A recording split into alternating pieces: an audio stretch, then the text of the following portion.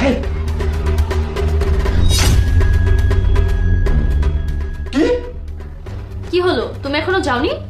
আসলে আমি তো 6 মাস পরে আসবো, এই জন্য একটু ভালো করে বিদায় জানাচ্ছিলাম। ওকে বাই, নিজের খেয়াল রেখো। আল্লাহ হাফিজ।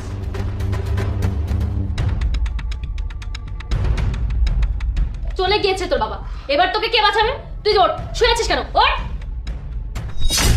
তুই কি ভেবেছিলি তোর বাবা কখনো যাবে না, আর তুই সারা জীবন এখানে শুয়ে শুয়ে আরাম করবি? তোর বাবা তো চলে গিয়েছে, যা এবার উঠে বাড়ির সব কাজ কর। এই কয়েকদিন ধরে আমি বাড়ির সব কাজ করেছি, তাই কি তুই নিজেকে শাইনশা ভাবতে শুরু করেছিস নাকি? আমি খুব ভালো করে জানতাম তোর বাবা চলে যাবে, আবার তুই চাকরি কাজ করা শুরু করবি। তুই ভালো করে জানিস এখন তোর যে অবস্থা, এই অবস্থাটা কে করেছে। হ্যাঁ মা জানি, এসব তোমারই করা কাজ। মনে আছে গতবার যখন তুই আমাকে ঠান্ডা কফি দিয়েছিলি, আমি তোর সাথে কি করেছিলাম? তোরে মাথা ফাটিয়ে দিয়েছিলাম।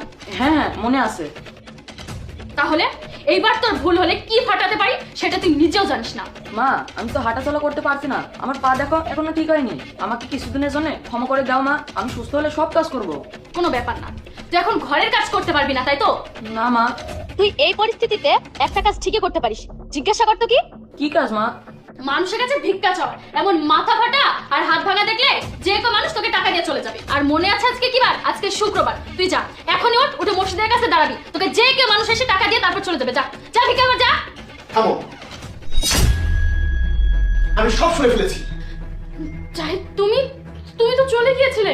না, আমি যাইনি, আমি শুধু যাওয়ার অ্যাক্টিং করেছিলাম। আর এতক্ষণ ধরে দরজার আড়ালে লুকিয়ে লুকিয়ে তোমার সবকিছু দেখলাম যে তুমি কতটা বেয়াদব। তুমি নিজে আমার ছেলেকে মেরে এই অবস্থা করে আবার আমার কাছে তুমি মিথ্যা কথা বলছো যে আমার ছেলে সিঁড়ি থেকে পড়ে গেছে। তোমার সাহস দেখে তো আমি অবাক। দেখো, আমি নীরবকে থেরাপি দিয়ে তো সুস্থ করেছি, এখন দেখো নীরব খুব ভালোভাবে হাঁটতে পারছে। আমি তোকে দেবো থেরাপি, এমন একটা ঘুষি মারবো না যে বাপের নাম ভুলে যাবি। এই তোর এত বড় সাহস, তুই আমার ছেলেকে দিয়ে ভিক্ষা করাবি? আমি কিছু করিনি জাহিদ, সত্যি সত্যি নীরবই পড়ে গিয়েছিল। না না বাবা, মা মিথ্যা বলছে। মা আমার হাত পা ভেঙে দিয়েছে আর মাথা ফাটিয়ে দিয়েছে। বাবা, তোমাকে সাফাই দিতে হবে না, আমি সবটা আমার নিজের চোখে দেখেছি, নিজের কানে শুনেছি। তুই আমার ছেলেকে দিয়ে বাড়ির কাজ করাস, ওকে দিয়ে রান্না করাস, আমার ছেলেকে দিয়ে তুই কফি বানাস, তাহলে তুই আমার কাছ থেকে টাকা নিয়ে কি করিস? তুই যে প্রত্যেক মাসে আমাকে বলিস যে কাজের মেয়েকে টাকা দিতে হবে, কই?